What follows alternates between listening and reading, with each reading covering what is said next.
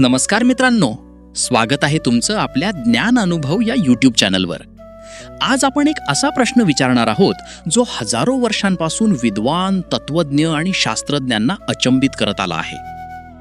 वेदांची निर्मिती कोणी केली? रामायण वाल्मिकींनी लिहिलं, महाभारत व्यासांनी लिहिलं, गीता कृष्णाने सांगितली. पण वेदांचं उत्तर इतकं सोपं नाही. कारण हिंदू परंपरा म्हणते वेद कुणी लिहिले नाहीत, ते ऐकले गेले. हे कसं शक्य आहे?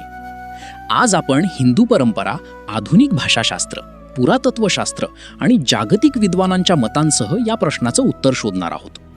हा व्हिडिओ पाहिल्यानंतर वेदांबद्दलची तुमची समज पूर्णपणे बदलेल आणि मन अभिमानाने भरून येईल. चला सुरू करूया. उत्तर शोधण्यापूर्वी आधी वेद या शब्दाचा अर्थ समजून घेऊया. वेद हा शब्द संस्कृत धातू विद पासून आला आहे. विद म्हणजे जाणणे, ज्ञान असणे. म्हणून वेद म्हणजे ज्ञान. फक्त कुठलंही ज्ञान नाही, परमज्ञान, विश्वाचं मूलभूत सत्य, अस्तित्वाचा आधार. वेद 4 आहेत. 1 ऋग्वेद, सर्वात प्राचीन, 10,552 मंत्र, देवतांची स्तुती, विश्वाची रचना. 2 सामवेद, संगीतबद्ध मंत्र, 1875 मंत्र, उपासनेचं संगीत. 3 यजुर्वेद, यज्ञविधींचे मंत्र, यागकर्मांची पद्धती. 4 अथर्ववेद, दैनंदिन जीवन, आयुर्वेद, तंत्र, 731 सूक्ते. या 4ही वेदांचे मिळून 3 भाग आहेत. संहिता, मूळ मंत्र, ब्राह्मण, विधींचे स्पष्टीकरण, उपनिषदे, तात्विक विवेचन. मॅक्स म्युलर म्हणाले, the Veda is the root of all, the oldest word of man, and it is still revered as the highest authority in India. मित्रांनो, हिंदू परंपरेतील वेदांबद्दलची सर्वात महत्त्वाची संकल्पना आहे अपौरुषेय. अपौरुषेय म्हणजे अ प्लस पौरुषेय. पौरुषेय म्हणजे पुरुषाने, म्हणजे माणसाने निर्माण केलेलं. अपौरुषेय म्हणजे माणसाने निर्माण न केलेलं, कुठल्याही व्यक्तीने रचलेलं नाही. मग वेद आले कुठून? मीमांसा दर्शनाचे प्रवर्तक महर्षी जैमिनी सांगतात, वेद हे नित्य, शाश्वत आणि स्वयंसिद्ध आहेत. ते विश्वाच्या मूळ ऊर्जेतून उत्स्फूर्तपणे प्रकट झाले. आदि शंकराचार्य त्यांच्या ब्रह्मसूत्र भाष्यात म्हणतात, वेदाः अपौरुषेयाः. वेद हे पौरुषेय नाहीत, ते ब्रह्माचा निश्वास आहेत, त्यांना करता नाही. मनुस्मृतीत 1.23 म्हटलं आहे, अग्निवायुर्रविभ्यस्तु त्रयं ब्रह्म सनातनम दुदोह यज्ञ सिद्ध्यर्थम ऋग यजु सामलक्षणम. म्हणजे ब्रह्मदेवांनी अग्नी, वायू आणि सूर्यापासून ऋग्वेद, यजुर्वेद आणि सामवेद काढून घेतले. पण लक्षात घ्या, ब्रह्मदेवांनीही निर्माण केले नाहीत, ते काढून घेतले, म्हणजे ते आधीच अस्तित्वात होते. थोडक्यात सांगायचं तर, जसं गुरुत्वाकर्षण न्यूटनने निर्माण केलं नाही, ते शोधलं, तसंच ऋषींनी वेद निर्माण केले नाहीत, ते ऐकले, जाणले. मित्रांनो, वेदांना श्रुती म्हणतात. श्रुती म्हणजे श्रु अधिक ती, ऐकलेलं.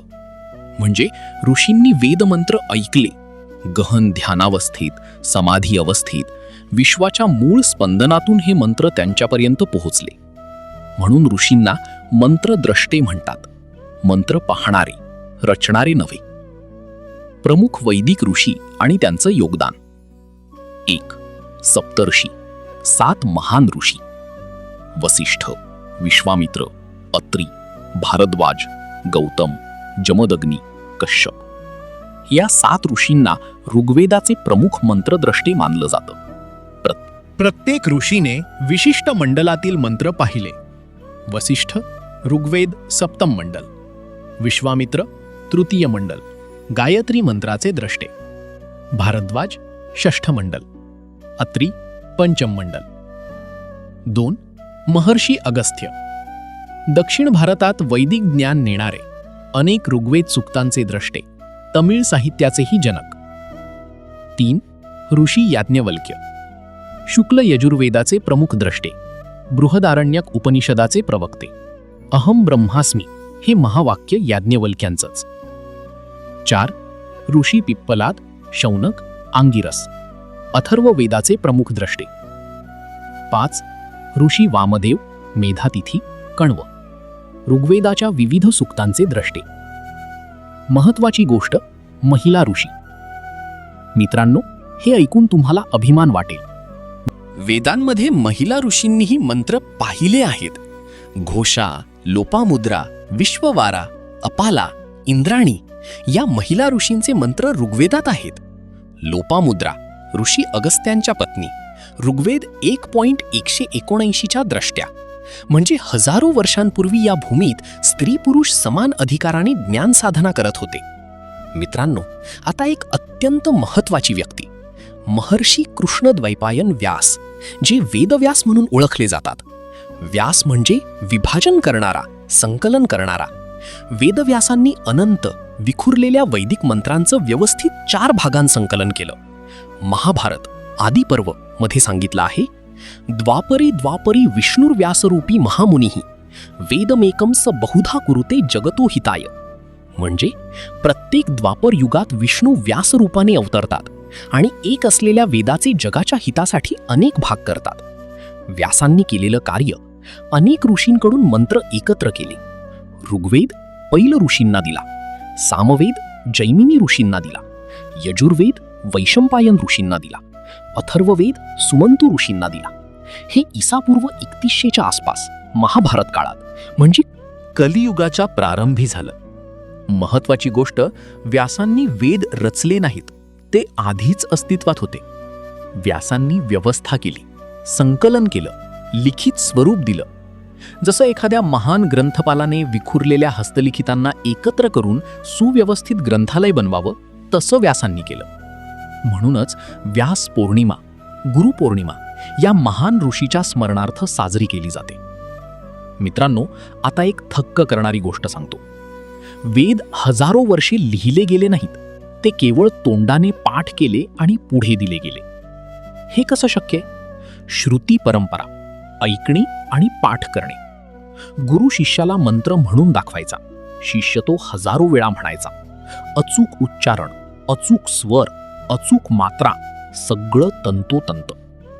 युनेस्कोने 2003 मध्ये वैदिक पठण परंपरेला intangible cultural heritage of humanity म्हणून मान्यता दिली. युनेस्को म्हणतं, the Vedic chanting tradition is the oldest unbroken oral tradition in the world. It represents a remarkable feat of human memory. Veda पठणाचे शास्त्रीय प्रकार. वेदांची अचूकता जपण्यासाठी 11 प्रकारचे पठण विकसित केले गेले. 1. संहिता पाठ, सलग पठण. 2. पदपाठ, प्रत्येक शब्द वेगळा.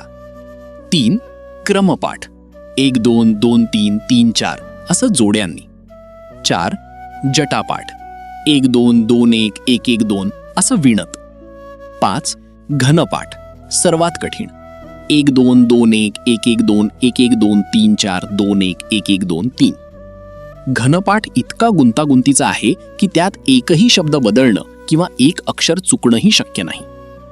डॉक्टर वेन हॉवर्ड, अमेरिकन संगीतशास्त्रज्ञ, त्यांच्या वेदा रेसिटेशन इन वाराणसी या ग्रंथात म्हणतात, the Vedic recitation system is a unique phonetic achievement.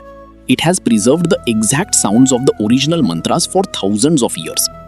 म्हणजेच आज आपण जे वेदमंत्र ऐकतो ते हजारो वर्षांपूर्वी जसे होते तसेच आहेत. मित्रांनो, आता एक अत्यंत रंजक प्रश्न. आधुनिक विज्ञान वेदांच्या अपौरुषेय स्वरूपाबद्दल काय म्हणतं? ध्वनी आणि विश्व, सायमॅटिक्स.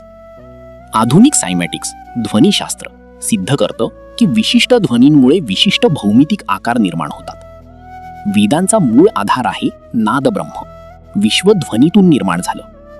ऋग्वेद 10.90.1 पुरुष सूक्त. सहस्त्र शीर्षा पुरुषः सहस्त्राक्षः सहस्त्रपात. म्हणजे विश्व एका अनंत चेतनेचं प्रकटन आहे. क्वांटम फिजिक्स आज सांगतं, विश्वाच्या मुळाशी फील्ड ऑफ कॉन्शियसनेस आहे, जे प्रकारचे पठण विकसित केले गेले. 1. संहिता पाठ, सलग पठण. 2. पदपाठ, प्रत्येक शब्द वेगळा. 3. क्रमपाठ, 1 2 2 3 3 4 असं जोड्यांनी. 4. जटापाठ, 1 2 2 1 1 1 2 असं विणत. 5. घनपाठ, सर्वात कठीण.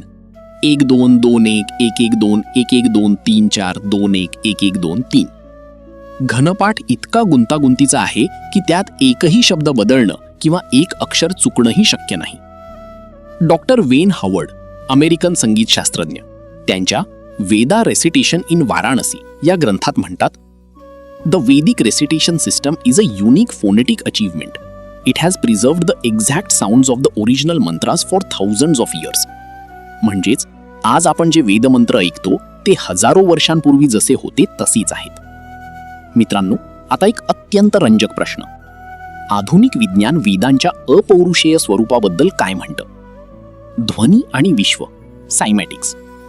आधुनिक सायमॅटिक्स, ध्वनिशास्त्र, सिद्ध करतं की विशिष्ट ध्वनींमुळे विशिष्ट भौमितिक आकार निर्माण होतात. वेदांचा मूळ आधार आहे नादब्रह्म. विश्व ध्वनीतून निर्माण झालं. ऋग्वेद 10.90.1 पुरुष सूक्त. सहस्त्र शीर्षा पुरुषः सहस्त्राक्षः सहस्त्रपात. म्हणजे विश्व एका अनंत चेतनेचं प्रकटन आहे. क्वांटम फिजिक्स आज सांगतं विश्वाच्या मुळाशी फील्ड ऑफ कॉन्शियसनेस आहे, जे वेदांनी ब्रह्म म्हणून हजारो वर्षांपूर्वी सांगितलं. महर्षी महेश योगी आणि आधुनिक विज्ञान.